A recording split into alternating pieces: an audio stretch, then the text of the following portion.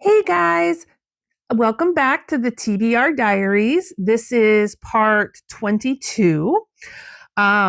We are starting the fourth shelf of the first bookcase.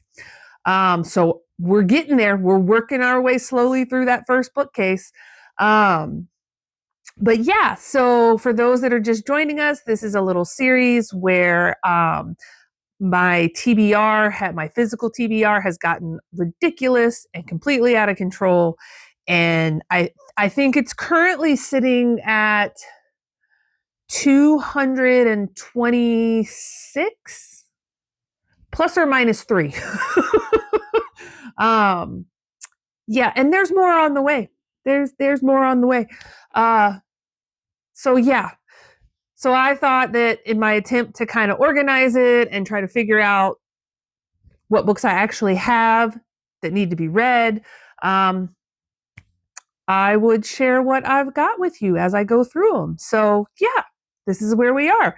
Um, there's a few books I want to talk about today. So let's jump right into it. So the first book I want to talk about is The Children's Secret, and this is by Nina Monroe.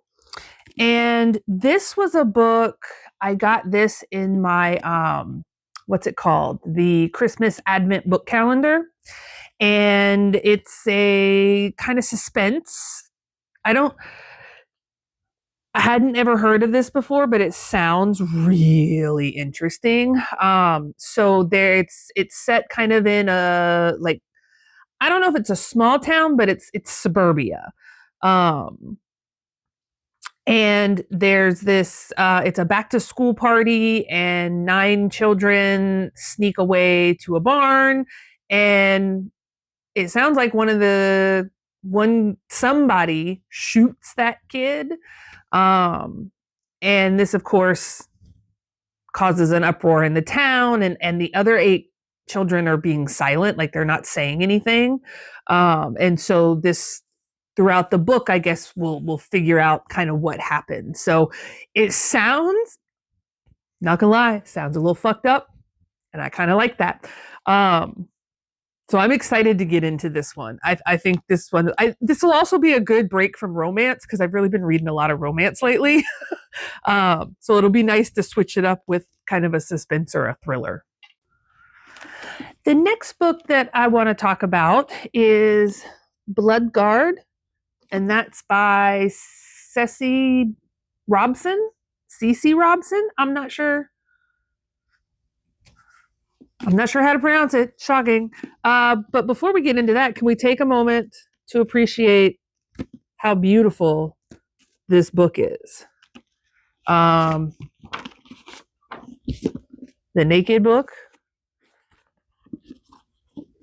Look at that artwork. Let's see.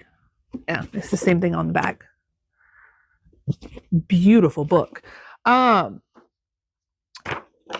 know too much about this one. I know it's a gladiator, which I'm always down for games, trials, gladiator style arena stuff. Always down for that. Looks like there might be a little bit of betrayal, so some revenge and elven royalty. So sounds like a good book right up my alley. Yeah, just haven't gotten around to it, but it's pretty. The third book I want to talk about is The Wren in the Holly Library. And again, let's take a moment to appreciate the beauty of the book itself. This is the naked cover. The art on the inside. Let's see, I don't know if there we go. The art on the inside. And again, same one on the back.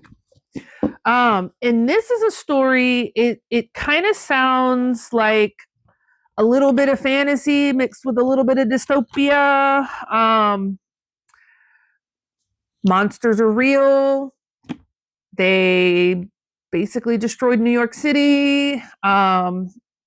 There's a treaty, right? So a truce with the monsters. And our FMC is a thief that ends up breaking that treaty and makes an alliance with a monster. and it goes from there. So this sounds really good. I do know this is part of a series, so this is the first book in the series. I tend to like to wait until all the books are out, but it also depends on how long it's going to be before the next book is out. So, because this does sound really good, but I've got enough books on my TBR to read while I wait for the rest of the series to come out. But yeah, sounds really good. Not gonna lie, bought this book because it was pretty and it was part of the Barnes and Noble 50% off. So, but it does actually sound really good. And then the last book I want to talk about today is Gothicana. And that's by Runix. Is that how you say that? Runix. A Tale of Dark Romance. And of course, it's got the pretty sprayed edges. I will say this. So I know this one's a dark academia. I read Nocticadia, and I had bought this before I read Nocticadia. I don't know how I feel about dark academia romance books. I am a college professor, so the concept, like, I get that it's taboo and right forbidden, but that one hits a little too close to home for me, and it's just so inappropriate. So I tend to get a little weirded out with the teacher student relationship. That being said, I loved Nocticadia. I thought it was a great book, but it was not a 5-star read for me because I could not get past my ick of that. Like, every time that happened, I was just like, no, that's wrong. But anyway, so I'm worried I'm going to have the same icky feelings with this. I don't know. I also have another one, Dark Immortal, that I've kind of been putting off, but that one I think I might be okay with because it's vampires, right? Nocticadia, there weren't like vampires. It was people. And I don't know where this one falls. I don't know if this is kind of supernatural like Nocticadia was, or if it's fantasy. I don't really know. I just know this one's dark academia.